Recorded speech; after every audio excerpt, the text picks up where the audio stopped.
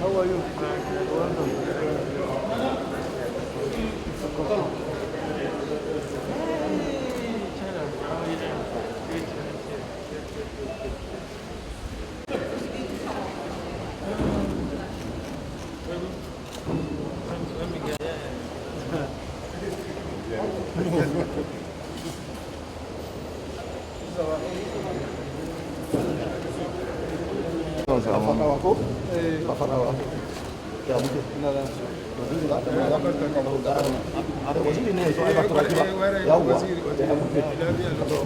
Sarki ya bani.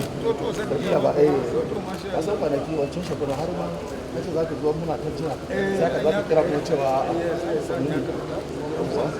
na san shi da sarkin wako bari yawwa.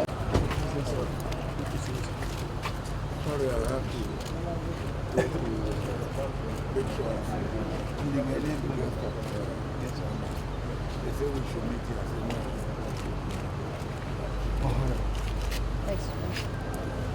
You want to go straight to the hall from here, or you want to go into the office and then come to? I would love you to come to the office and then let me go together to the hall. You are the boss. So let's go to the office. Good morning. Thank you.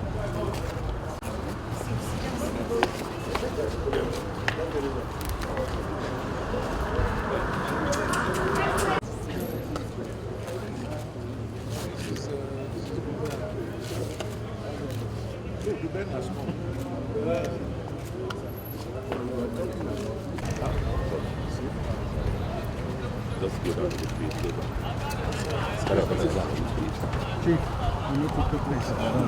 You are blocking us. It's not our place. You need to take him. Mr. Vice President. Mr. President, good to see you again. How's everything? Fine, without you. Thank you very much indeed. Members of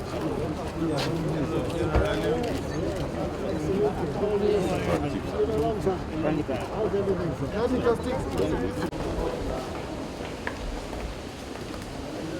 Welcome, Dr. Yard. You were here for a program last week.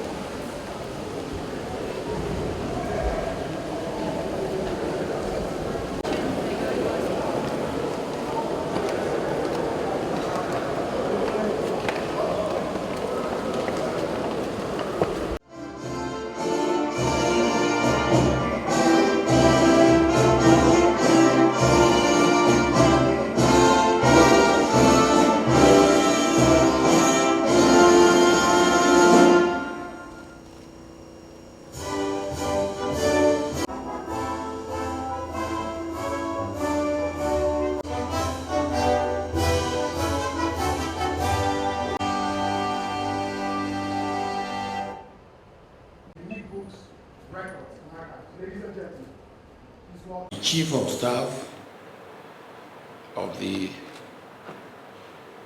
Federal Republic of Nigeria, or the Chief of Staff to the President of the Federal Republic of Nigeria, in his own capacity, I would trust. And then, of course, for as long as he remains the Chief of Staff, whatever he does also on behalf of the President of Nigeria.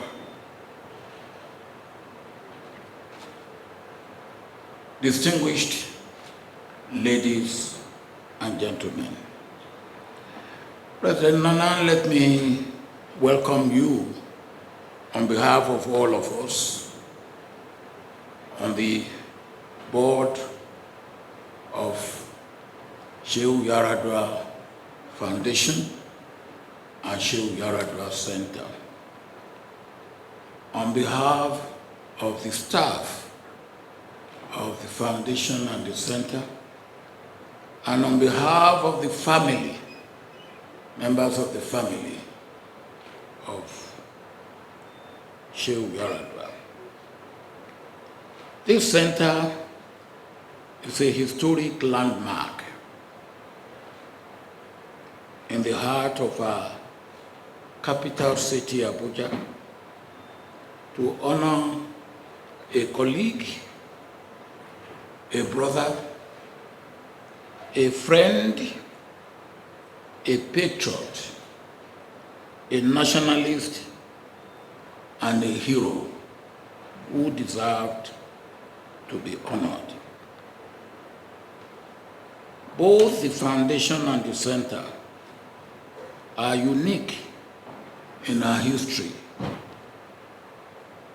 And as the symbol indicates, it is an incomplete bridge of the life, time, service, and work of Shehu Yar'Adua. President Nana, the history of this center continues to march on with Ghana connection. 20 years ago, we were honored by your illustrious predecessor and countryman, your predecessor in office and countryman, my good friend, President John Akufo, for the commissioning of this center. We remain grateful to him for that honor. And today, when at the end of this ceremony, most of those of us who had known the genesis of the foundation and the center will be bowing out after 2 decades of service to the foundation and the center. Mr. President, you are here to continue the honor given to us 20 years ago. May God continue to honor you as you honor us.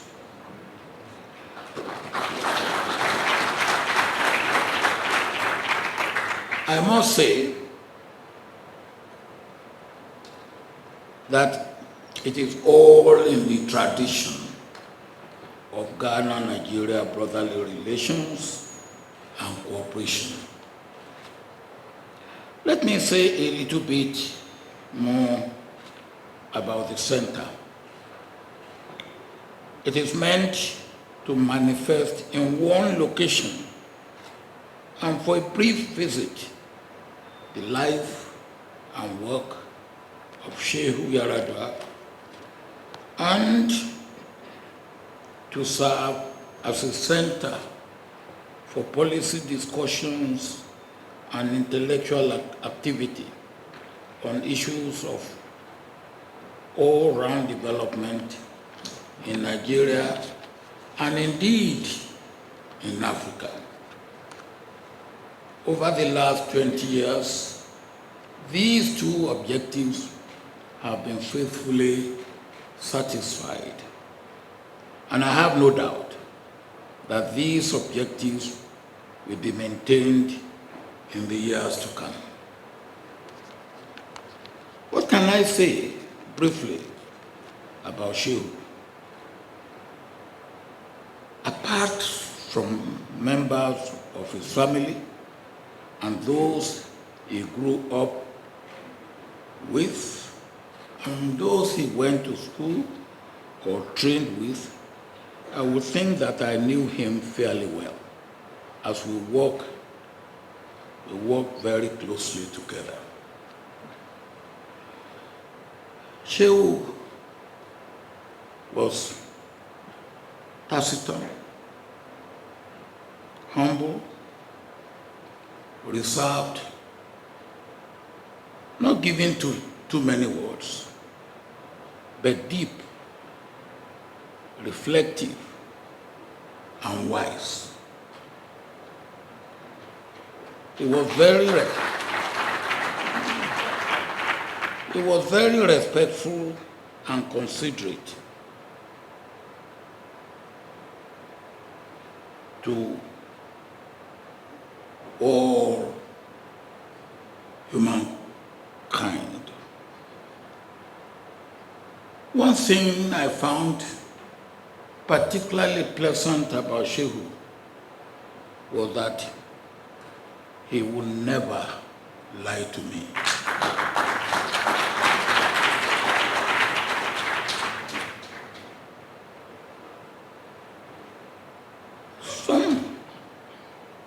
let me refer to some incidents in our working together and our relationship.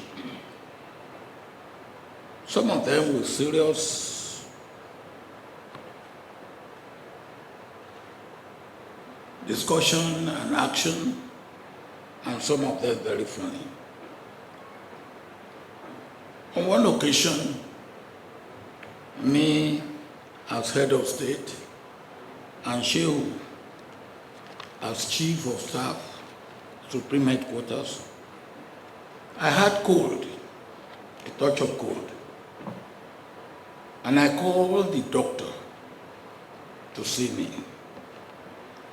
And the doctor came and he took my temperature, the usual thing, and he prescribed what he would prescribe. And I said to him, "Doctor, supposing you've done all this and then it didn't work, and I slump and I fall down, what will you do?" And he said, "Well, I will perform first aid and try to revive you." I said, "Well, you perform your first aid and I fail to be revived. What will you do?" He said, "Then I will leave you and go and call and report and call the Chief of Staff, Supreme Headquarters."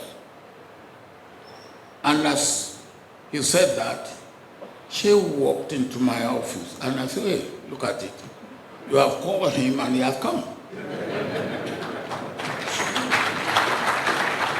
Then I said to Shehu, "Shehu, this is what we were talking about.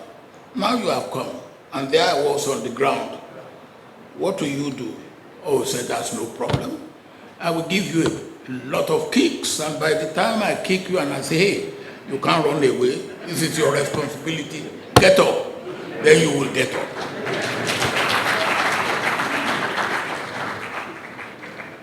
Very interesting, very funny. Another occasion, I was fasting. I wanted to lose weight. And it came to a stage, and Shehu came to me and said, "Look, this your fasting is enough. We don't want our head of state to be coming out of a plane and they are asking, 'Where is your head of state?'" On that occasion, I have to stop fasting. Another one, we left, of course, public office. Shehu, unfortunately, at a very much younger age, but part of responsibility and part of sacrifice that he had to make. One day he came to me and said, "I have something to tell you." And I said, "What was it that you wanted to tell me?" And he said, "I wanted to tell you about the idea we have." I said, "What is this idea?" So we want to form a new political party. And the aim of this political party is to have a party that is grassroots based. And we found, he said, in my looking at things, we found that there has not been a political party in Nigeria that is really grassroots based political party. Not even NEPO was grassroots based enough. I found that really interesting and exciting. So, and I said to him, "Good. Shehu, when we were in government, was there anything you wanted us to do that we didn't do?" He said, "No." Okay, I said, "It's important that I should get that right so that I must get it clear that it's not that there is unfinished work or completed work that you wanted to achieve with this new political party." He said, "No." I said, "Okay, second question. I are you forming this party to advance your own ambition? He said, not really. Genuinely, I believe we should have a grassroots political party. But he said, if in the course of that, my ambition will be satisfied, will you advise me not to go ahead with that? I said, no, of course. I will encourage you to go ahead with that. And I believe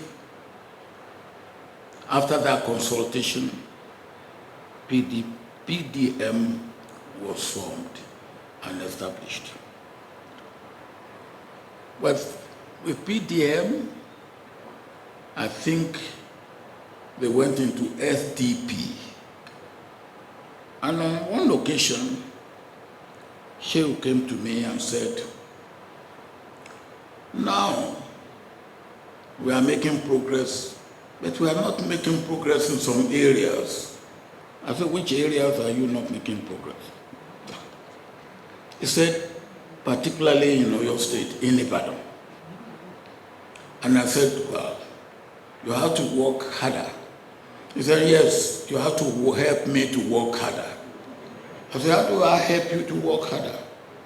He said, there's a man in Ibadan called Adidibu. I want you to reach him.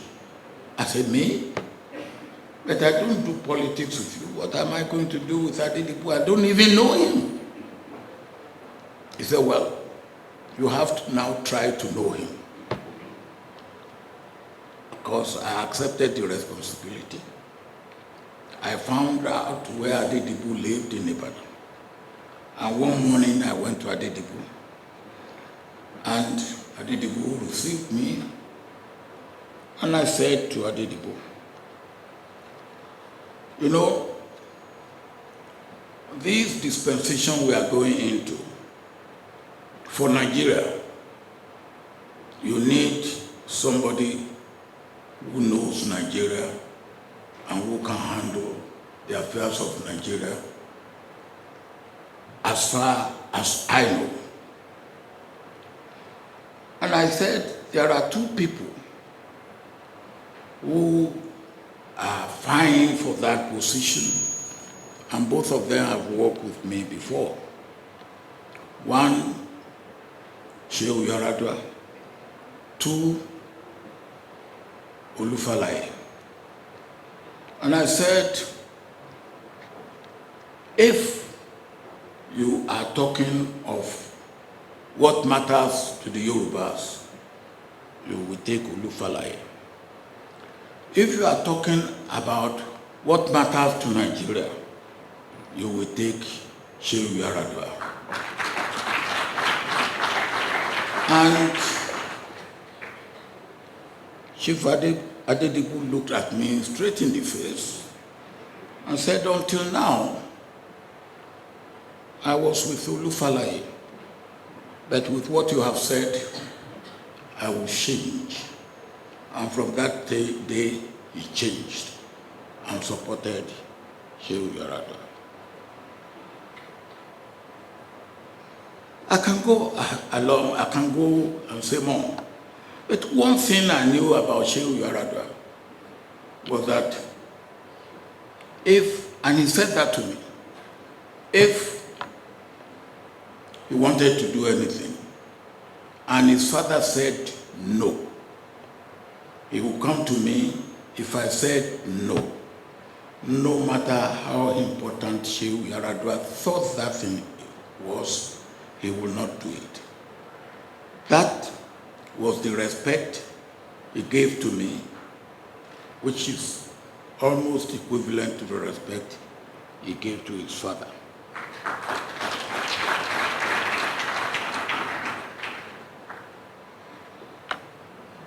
One of the problems that Shehu Yar'Adua gave me when he was doing his politics was one day he was campaigning, I think he's in Akure area or somewhere. And the question was, will he give what he's doing now and yield the position to somebody else? And Shehu said, well, there's only one man in Nigeria he will yield his position to, and that will be me. I didn't know what happened. I didn't know what he said, but I started having streams of people coming to me and say, hey, help us talk to Shehu Yar'Adua. Hey, help us talk to Shehu Yar'Adua. So one day I called him and said, Shehu, what has happened? Oh, he said it's because of what I said at my campaign. So what did you say? Then he told me what he said. Oh, I said, well, you have put me in trouble. Because of what you said, I have no rest. But that was Shehu Yar'Adua. The last incident was the incident he and I had, because before we were actually clamped into prison, we were in Kirikiri together. And I think for 3 or 4 nights, we were together. And one of the things he told me was that, hey, a business concern of his has been taken over by the regime that was in power then. Then I said to him, Shehu, if this has happened, that regime is not expecting you to come out. He said, yes, I think so. But when and if I come out, I will get my business back. Unfortunately, he didn't come out, but we make sure that the family got that business back.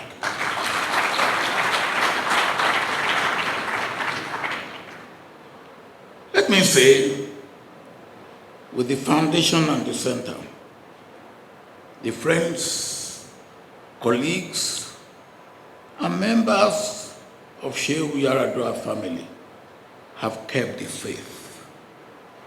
We have.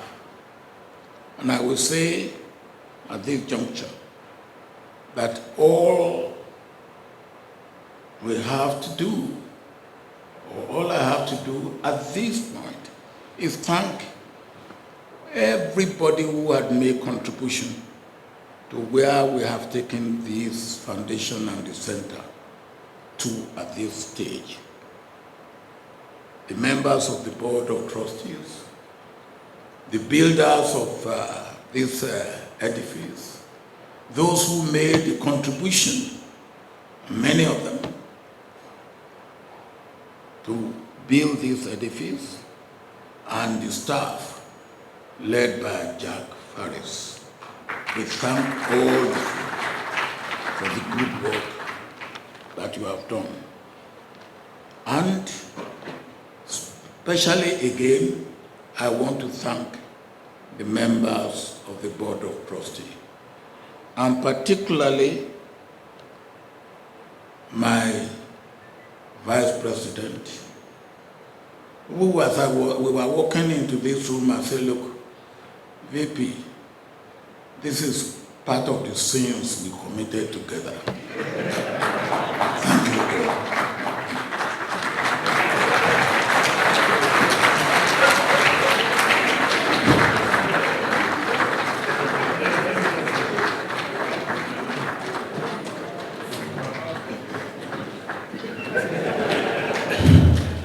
Please, louder round of response. Applause, sorry. Gentlemen, I wish I would have the whole of today to deliver my reflections on the late Shehu. I will still not be satisfied.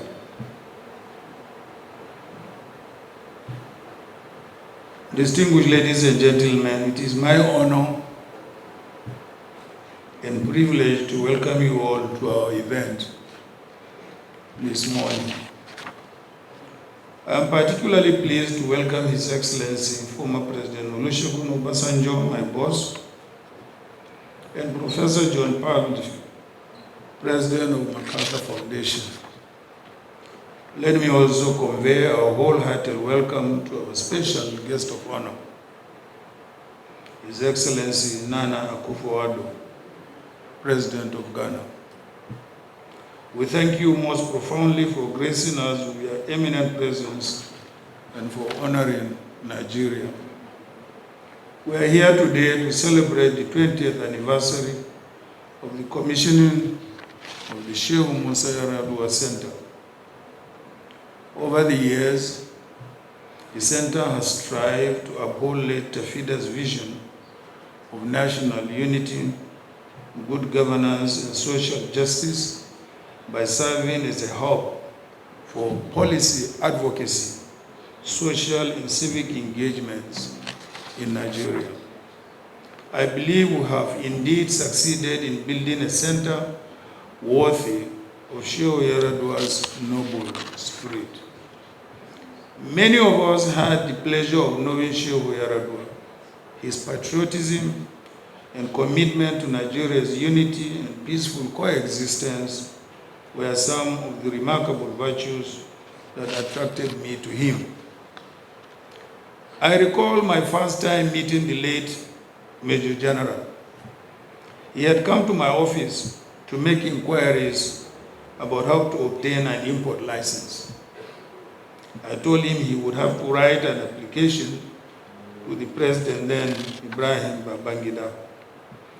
He wrote the application as I had advised, thanked me, and left. I could only describe him in 2 words: simple and humble.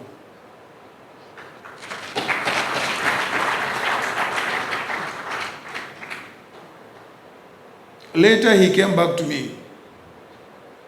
He said, look, I'm assembling a group of young Nigerians so that we can start a political party to transit to a democratic governance. I had then more than 15 years of service to retire. I immediately wrote my retirement. Not only did I write my retirement, I could not even wait for 3 months. I paid 3 months in lieu of retirement to join him.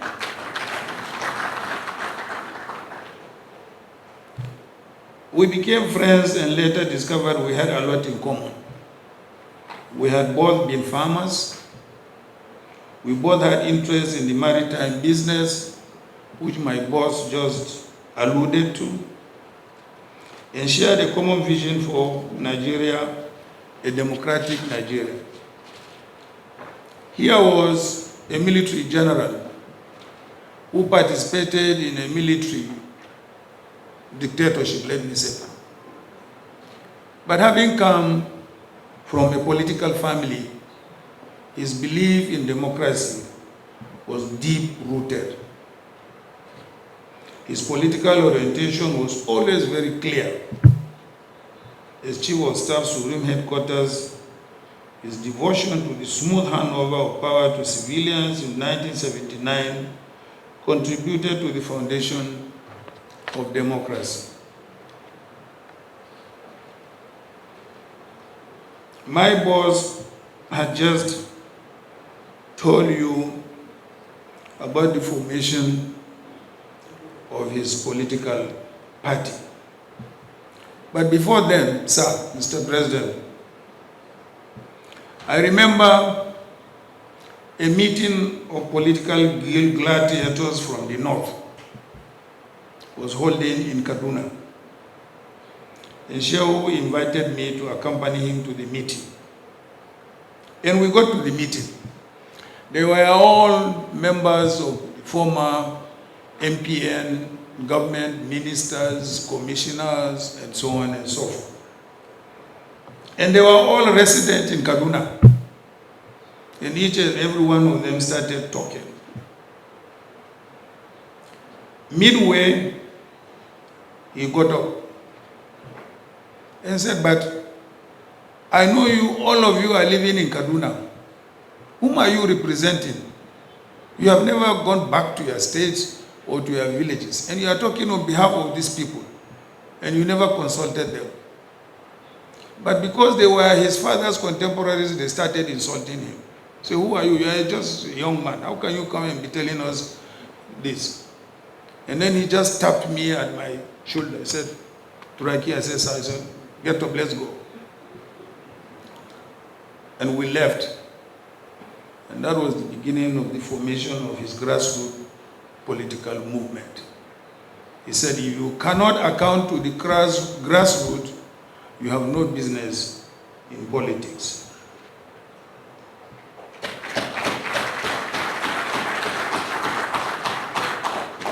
As a young man, he invited me to join his effort to break the regional siege that every part of this country had been subjected to.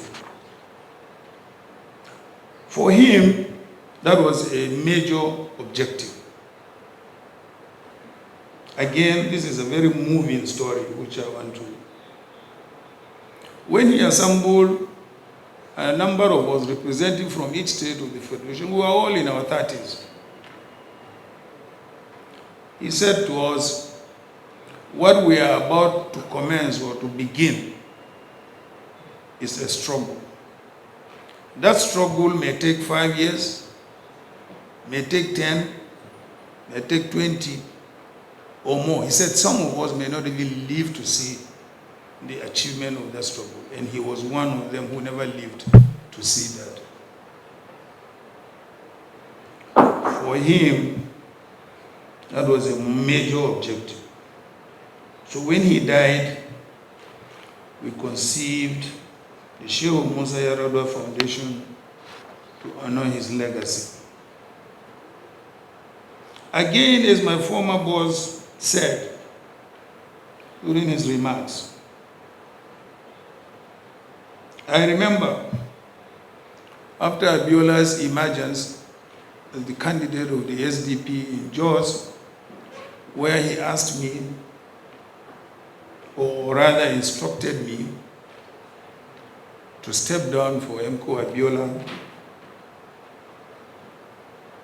I did.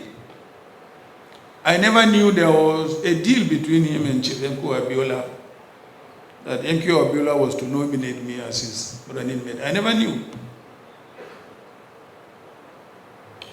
When that failed,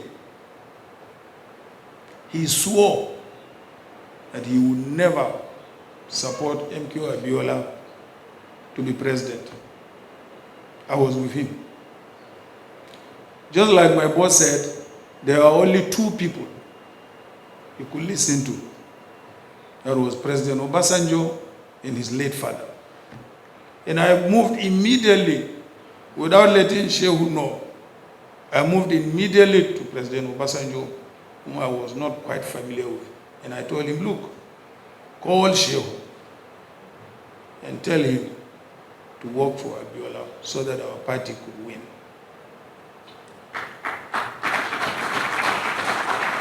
And I pretended I didn't know anything about it. The next thing, Shehu called me from Kaduna. He said, Turaki, I said, yes, sir. He said, pick me with the first flight from Kaduna.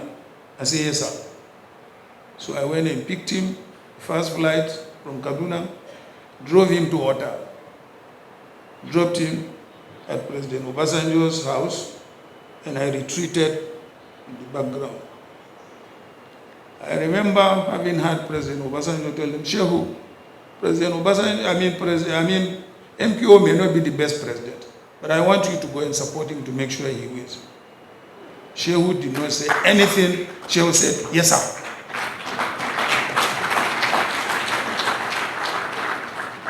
Then he beckoned on me. He said, Turaki, take me back to the airport. I said, yes, sir. I drove him back to the airport. He returned to Kaduna. Unknown to him, I had gone behind again to call his father in Katsina. He said, Mutawali, please call Shehu and tell Shehu not to do anti-party. Again, Mutawali called him, his late father, before he died, and said, Shehu, no matter what, don't do anti-party. He said, yes, sir. So when he came back to Kaduna, he called me. He said, Turaki, I said, yes, sir. He said, okay, call the leaders of our entire political structure. In fact, tell late Boris Shade, tell Boris, who was then the main man, to call all the political coordinators from the states. And Boris called the meeting of all the political coordinators from the states at the Federal Palace, and we now decided that Abiola must win the election. And that was how it happened. So, here we are today at this center where we established and programs and projects to continue many of Shehu's initiatives for democracy and bridge building.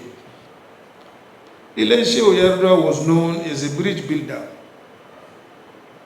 He constructed bridges of understanding based on equity and social justice to dissuade mistrust among the people of this nation. The unfinished bridge outside there. A couple of days ago, I took some politicians around the unfinished bridge. I said, look, this is Shehu's unfinished bridge. We have to continue building those bridges across this country.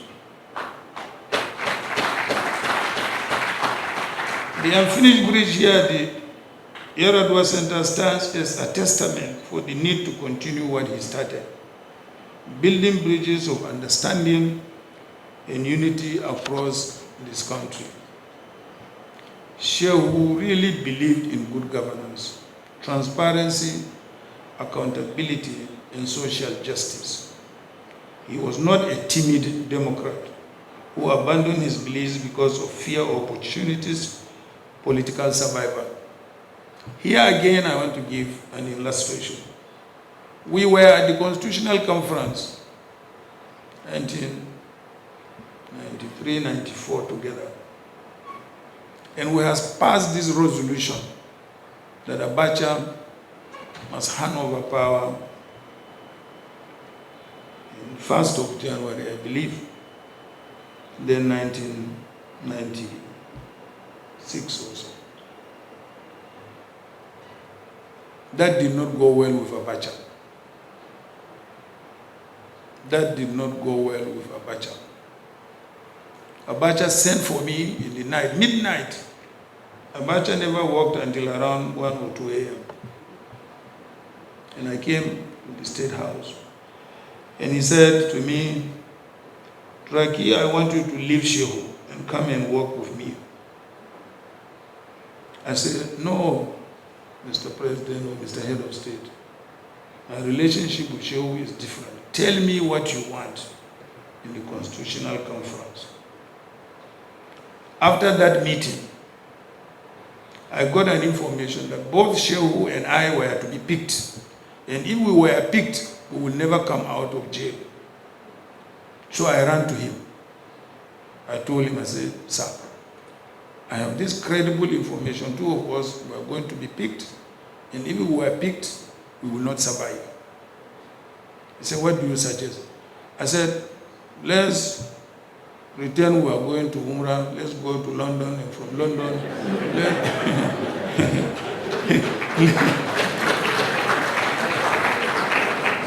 and from London we go to Umrah.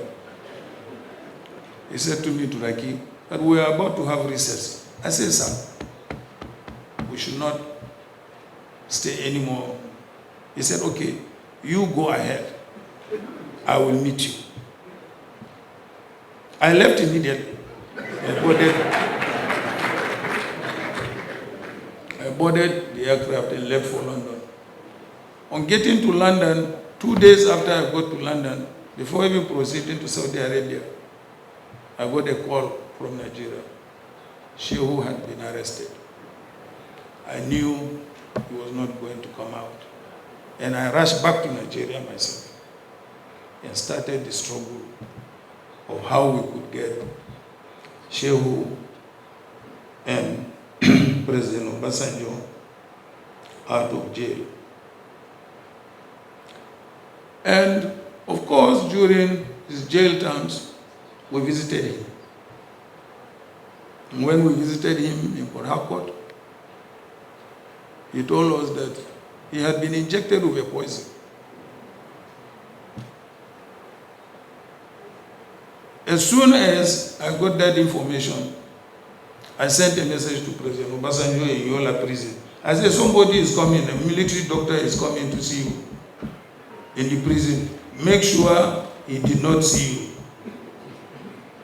And I know the president knows about that. He was not a timid Democrat who abandoned his beliefs because of fear or opportunistic survival. He believed in this country and never doubted that Nigeria is destined for greatness. During the 1994-95 National Constitutional Conference, the late Tafida was among the few voices that told General Abacha to prepare a transition program within the shortest possible time. Shehu's greatest gift was his capacity to get things done by bringing people together from diverse backgrounds and ideological persuasions. He was a fantastic listener and a strong believer in dialogue.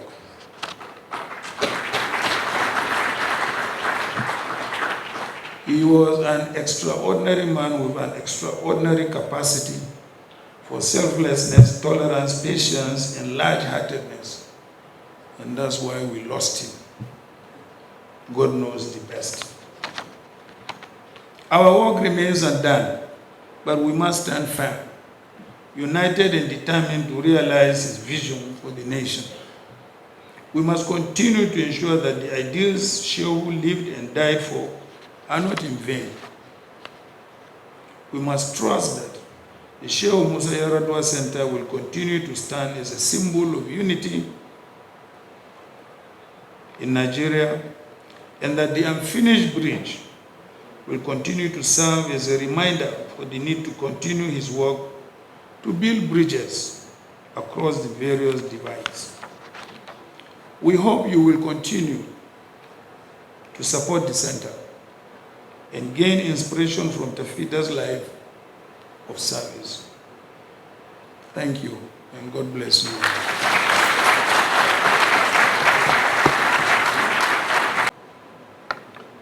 The chairperson, vice chairperson, and members of the board of trustees of the Shehu Musa Yar'Adua Foundation, Ghana's Minister for Foreign Affairs and Regional Integration, and members of the Ghanaian delegation, Chief of Staff at the Office of the Federal President of Nigeria, the President of the John D. and Catherine T. MacArthur Foundation, the Director for West Africa Ford Foundation, members of the family of Shehu Musa Yar'Adua, members of the Diplomatic Corps, ladies and gentlemen. I must at the outset express my sincere gratitude to the Board of Trustees of the Shehu Musa Yar'Adua Foundation for the honor of the invitation under the hand of its chairperson, His Excellency Chief Olusegun Obasanjo, former President of the Federal Republic of Nigeria, to address such an important assembly of persons who are here to celebrate the life of an outstanding Nigerian patriot on the 20th anniversary of the establishment of this institution, which has been named after him and which is dedicated to the preservation and promotion of the ideals and principles of General Shehu Musa Yar'Adua.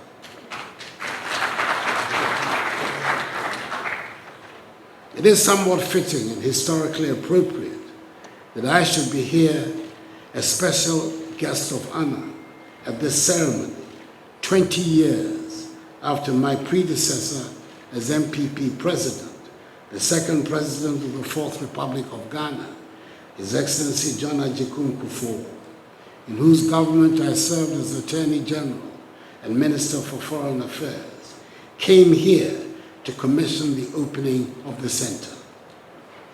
History has its own ways of working. For me to be here as 5th President of the 4th Republic of Ghana and the 2nd NPP President on this 40th anniversary. Shehu Yar'Adua, a contemporary of mine, and the President of the Federal Republic of Nigeria, His Excellency Muhammadu Buhari, was well known to us in Ghana, which he visited often in his youth. He belonged to the generation of young West Africans who became involved in the tumultuous events of the early years of independence, including the Nigerian Civil War, when he ended up as brigade commander of the 6th Infantry Brigade of the Federal Army, which was responsible for the capture of Onitsha from the Biafran forces. He served under General Murtala Mohammed, in whose regime he became subsequently Transport Minister. His immersion in Nigerian politics lasted until his death, the high point being the period when he acted as Chief of Staff, Supreme Headquarters, in effect number 2, to the then military head of state, General Olusegun Obasanjo, was demonstrated his determination to keep Shehu Yar'Adua's memory alive. Such a development is to the credit of General Obasanjo, who has exhibited thereby the highest form of loyalty and comradeship.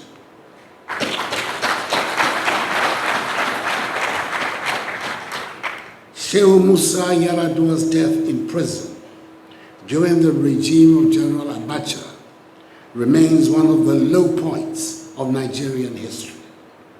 He'll be remembered for his exemplary patriotism, his commitment to a united Nigeria, and his deep concern for the social and economic development of the Nigerian people.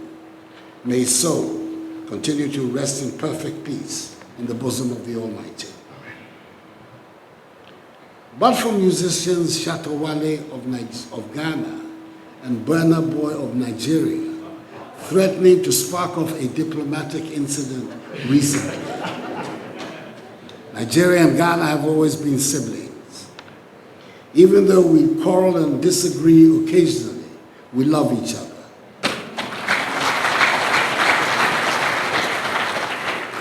Indeed, it always comes as a surprise to realize that we do not have a common border. During the colonial times, there was a lot of interaction between the civilian and military intelligentsia of our two countries. Many of them received their higher education in the same institutions in the common imperial center of Great Britain, Oxford, Cambridge, the London School of Economics, Sandhurst, Dartmouth, Cranwell, and the regular annual sporting competition between Achimota School of Ghana and King's College of Nigeria spawned many lifelong relationships. The post-independence era has also maintained and indeed intensified this interaction and intercourse between our two countries. There have also been ugly episodes, like when we expel citizens of each other from our countries. And there are healthier and happier events when we clash in sports. I believe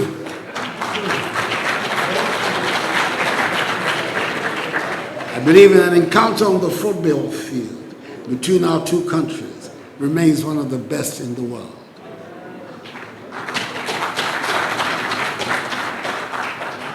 I have no doubt that the 2022 World Cup qualifying matches between our two countries, which begin with the tie in Kumasi tomorrow, will provide another colorful chapter in the annals of the rivalry.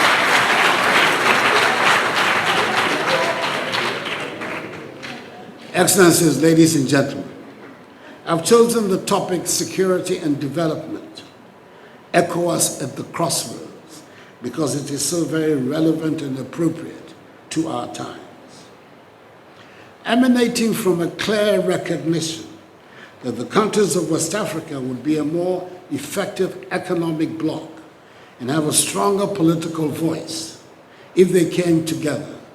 The Economic Community of West African States, ECOWAS, was formed in 1975.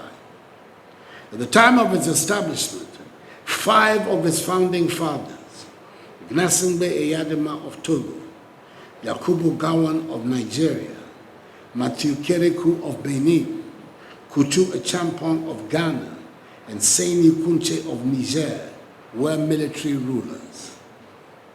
One of ECOWAS's initial areas of prime focus was the area of conflict prevention and management. This was because almost all parts of the region, west, south, east, and north, had or were still experiencing conflicts or political instability in one form or the other. These were spawned by bad governance, corruption, inequality and marginalization, unemployment, poverty, amongst others. In 2017, 42 years after its foundation, and for the first time in the history of West Africa, all 15 ECOWAS member states had democratically elected leaders. Democracy was on the march, and the ballot, not the bullet, was the preferred way of changing governments. This was an indication that democracy, equality of opportunity, and respect for human rights, ideals which have stood the test of time, had now found firm anchor in our body politic. These were exciting times for the region. A few years down the line, West Africa seems to be spiraling back into the dark ages, if I may be so permitted to use the phrase, of insecurity and political instability. We are all concerned about the worsening security situation in the Sahel, with the recurring terrorist attacks in Burkina Faso, Mali, Niger, and Nigeria, potentially extending to the coastal countries of Côte d'Ivoire, Togo, Benin, and Ghana. We're equally concerned about the transitional processes in Mali and Guinea after the overthrow of their democratically elected leaders in 2020 and 2021, respectively.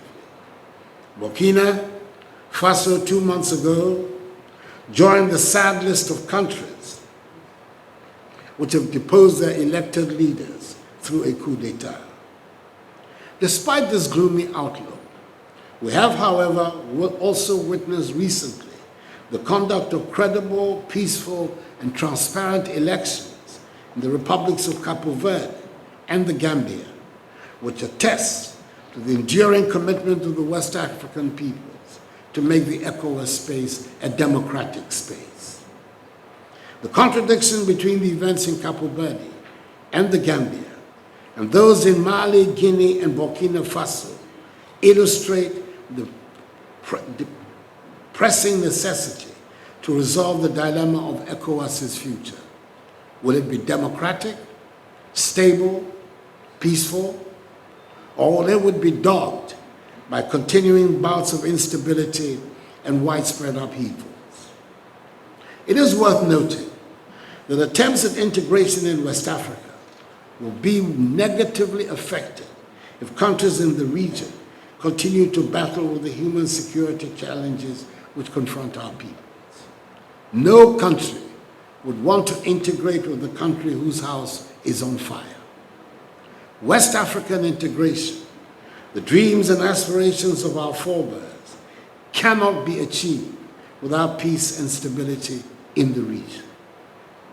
Efforts must therefore be made to address the root causes of insecurity and instability in ECOWAS, such as underdevelopment, poverty, corruption, inequitable access to resources, youth unemployment, human rights abuses, climate change, weak law enforcement and governance institutions, and unconstitutional changes of governance. Consolidate peace and prevent relapse into violence as a feature of state management. History teaches us that the transition from insecurity and instability to progress and prosperity in a regional bloc is feasible.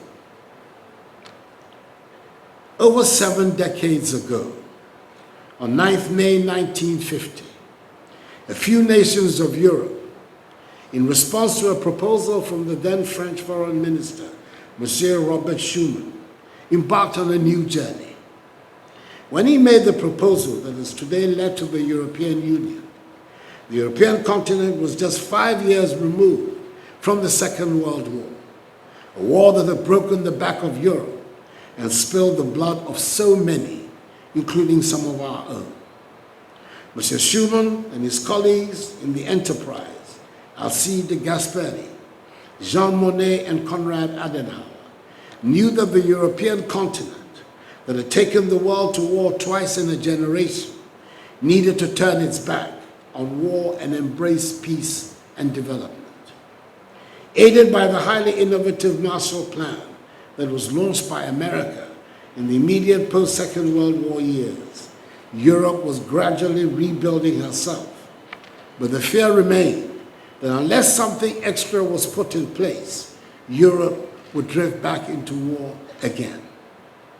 Presently, the European Union has a market of 447 million people, or 6% of the world population, the world's 4th largest population after China, India, and Africa.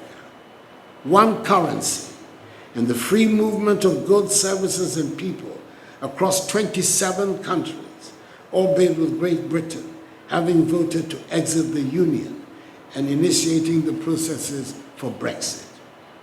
The EU in 2020 generated a nominal gross domestic product of 17.5 trillion United States dollars, which is the 3rd world largest economy by GDP in the world. Employment of the single currency, the euro, has increased efficiency, lowered the cost of doing business, and improved transparency in pricing. The overall effect has been to transform Europe into a much stronger economic and political player on the world stage. Currently, however, while the EU is central to the lives of Europeans, ECOWAS has not still done enough to impact the lives of most West Africans. And it is not for the lack of plans or even rules and regulations. It is simply that the political will to make integration real has been less evident than in Europe.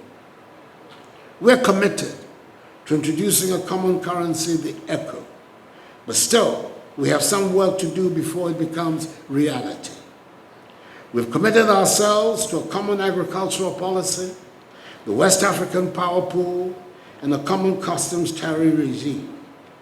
On the books, ECOWAS would seem to have the right policies, but the policies are yet to be translated into effective instruments that would have a positive impact on the lives of the 350 million people who live in West Africa in the ECOWAS community. Our problem over the years, I suggest, has been leadership. The implementation of these plans has been left to well-meaning technocrats and bureaucrats. However well-meaning they may be, our region cannot make the bold, transformative changes it needs to make without political leadership. We need leadership that is focused on the region and not just on individual countries.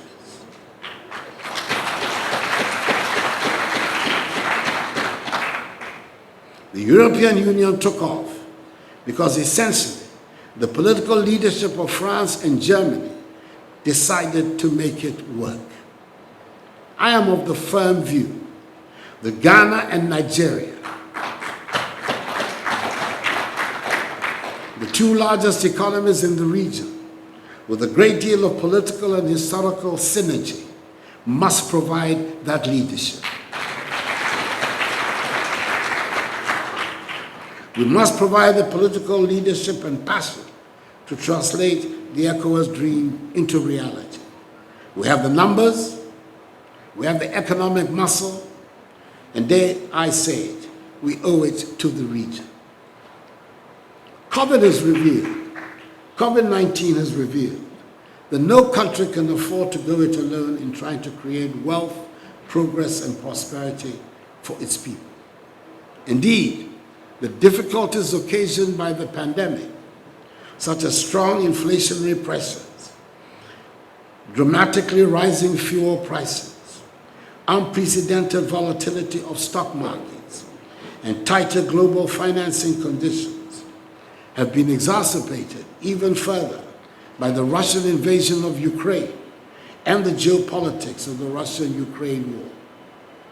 Our respective economies have been affected badly by these shocks, with the ripple effects felt by all. If there was ever a time to hasten the process of integration in West Africa, now is the time.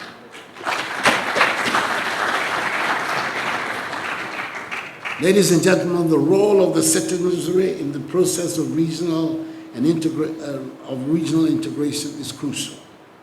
It is important that the integration process becomes part and parcel of the national conversation in each of the member countries of ECOWAS, and not just a matter to be dealt with by officials and heads of states at meetings and proceedings of ECOWAS.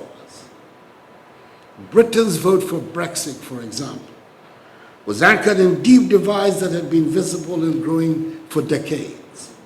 They were spurred on by a force more powerful than any political campaign, currents that had been deeply embedded into the fabric of British society for decades. The populations of West Africa must therefore understand the advantages and the disadvantages of subscribing to a regional grouping, as their support for or against the process of regional integration will ultimately determine the level of its success. West Africa has a market of 350 million people, which will expand to 500 million in 20 years.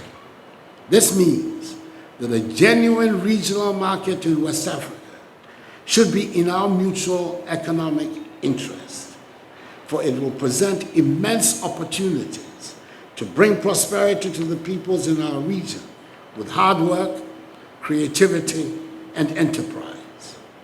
The time for West African integration is now. It will enhance immeasurably the prospects of dealing decisively with the terrorist groupings that are undermining our collective future. A functioning regional market in West Africa has to be a very fundamental objective of all the governments and peoples in the region, an objective that will consolidate the process of structural transformation of our national economies on which we must be engaged. We cannot persist with economic structures that are dependent on the production and export of raw materials if we are to bring prosperity to the mass of our peoples. In this undertaking, Nigerian leadership is absolutely vital. Just as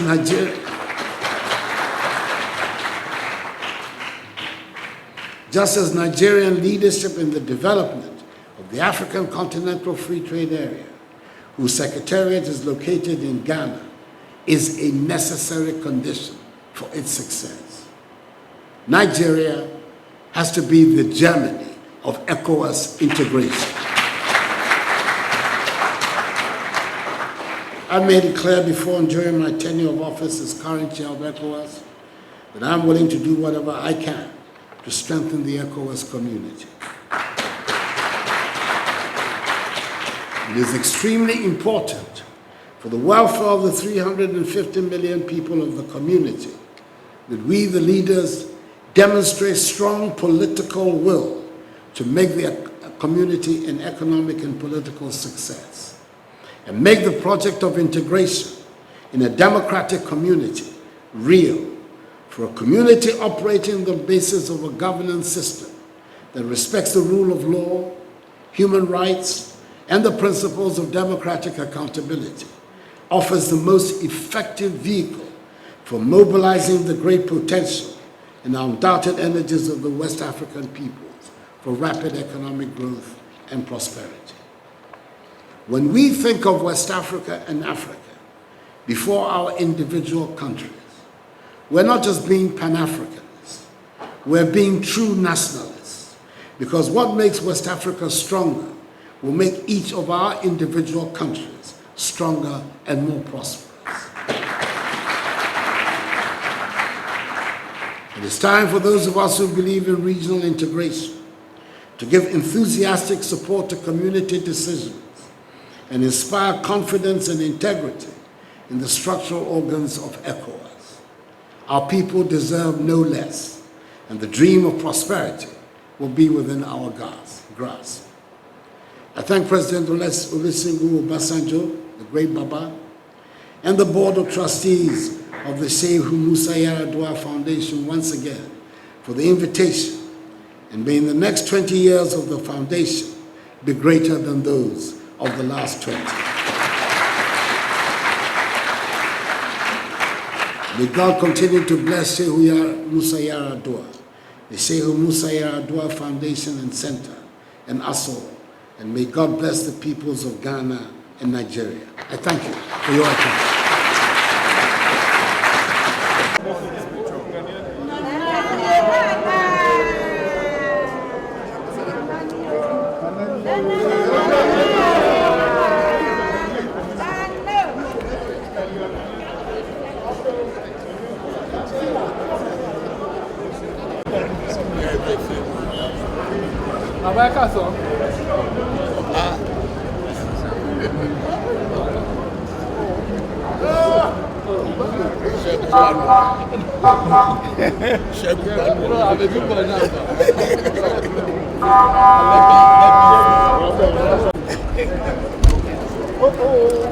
Let me get this.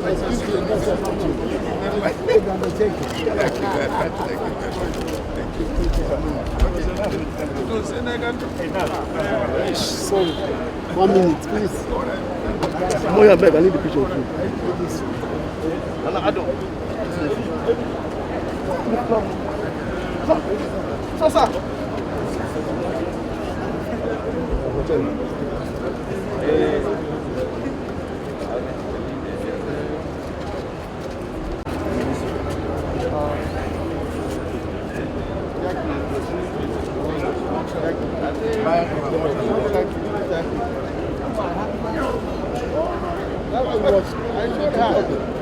We've agreed that we put something together.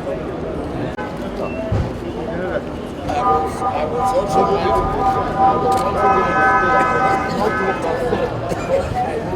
no, it's loaded. But I think I managed not to go too much. I think I was almost going off. I was mindful not to.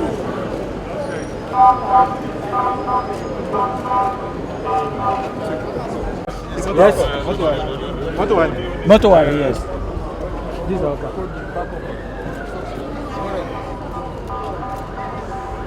Okay. So later then. All right, sir.